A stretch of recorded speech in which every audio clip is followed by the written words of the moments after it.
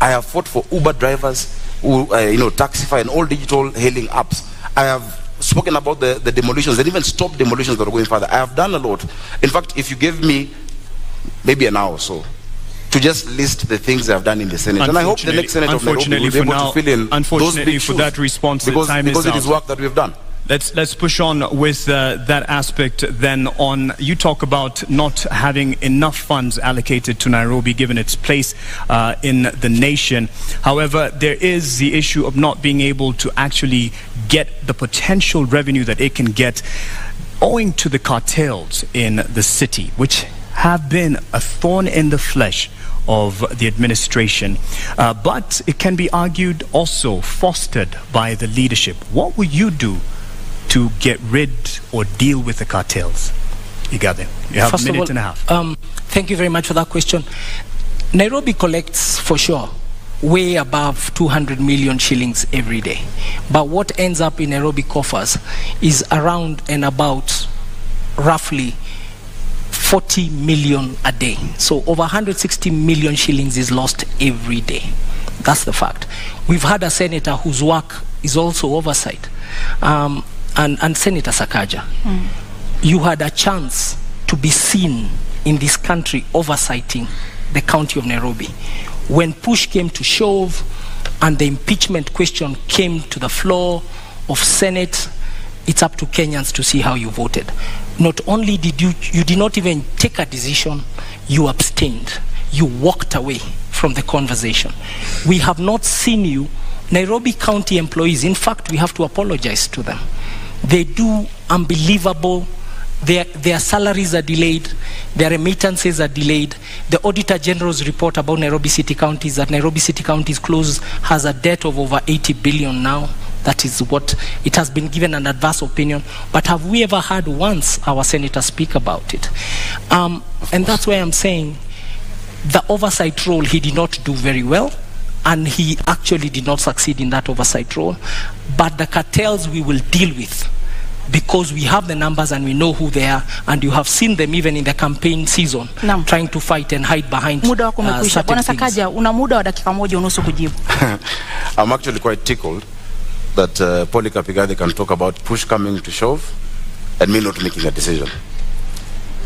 Before even push came to shove, in like 4 or 5 months, Polycarp Igathe quit on the people of Nairobi. In fact, that should have come in the question of integrity. Because when you talk about public trust, chapter 6, at the expense of private convenience, that is the question that we must answer. It did come up before you, right? The question on impeachment. Governor Sonko will not be facing an impeachment if you're stuck in office. In fact, if you're stuck in office, you probably would have been the incumbent governor. If you're stuck in office, there'd be no NMS in Nairobi. The reason we have an NMS in Nairobi is after Polycarp Igathe could not wait or stand the heat in the kitchen, he ran away in less than 6 months. This city needs resilience. You need to be tough. You cannot say that you have betrayed 800 and I think, how many votes did you guys get? 40 or something thousand votes, 840,000 votes, because you could not get the trust of one individual, yet 1 million Nairobians have given you the public trust. When push has come to shove, look at the Senate answered. I have spoken more times than any senator. I have raised more questions in the Senate than any other senator. In fact, I have taken the former Governor Sonko to court on the action he took on Matatus. The record is clear. This county needs a political manager who understands how to deal with the leaders and how to deal with the issues of the people, but has a thick skin. In fact, if half of the tribulations I'm facing right now in my bid were on Polycarp, Azimio would have no candidate. But I have stood. Your time is out. You've stood. You ran off. He'd have quit. Integrity. I define integrity as what you do in private. If it ever became public, you'll never be ashamed. I'll tell you what is not integrity.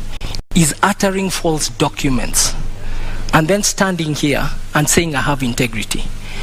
Go to the website of the East African of EACC. Go to the website of IBC. Check the university governors, Sakaja, Senator Sakaja. Again, no, let me go. Go and check what Senator Sakaja cited as his degree in 2017. It's a public document. And then look at the degree he's saying it is today. We don't even know who he is. Is your name really Sakaja? Nairobi, careful,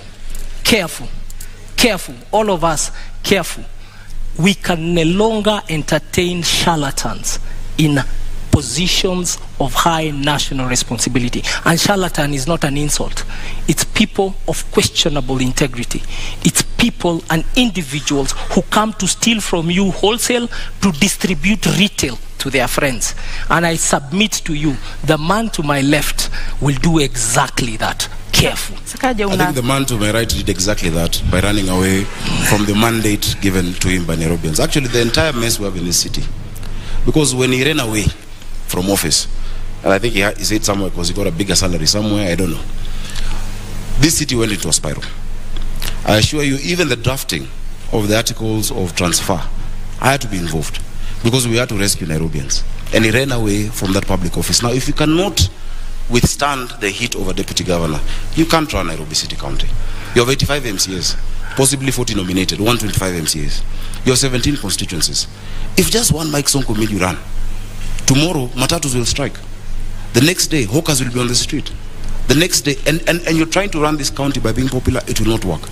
Again, as I've said, it is really unfortunate that the only card they had was to try and stop me from being on the ballot. I want to tell you to wake up, smell the coffee. On the 9th of August, I'll be on the ballot for governor of Nairobi City County. And on the 25th, we shall be sworn in. Because Nairobians can see through the game. And the documents he's talking about, for instance, in fact, they're part, and I don't want to wade into subject this, but they're forged documents. They actually forged documents in court by them. They have tried to... Lakini huwezi kuthibitisha hilo, sio? Of course I can, because even the signature there is not my signature. Lakini sisi kwa sababu hatuna hizo stakabadhi hata kuruhusu kuzitumia. Tuachie hapo, lakini wacha nijieleze, naona dakika zinaenda. Utanipa nafasi nzuri nijieleze.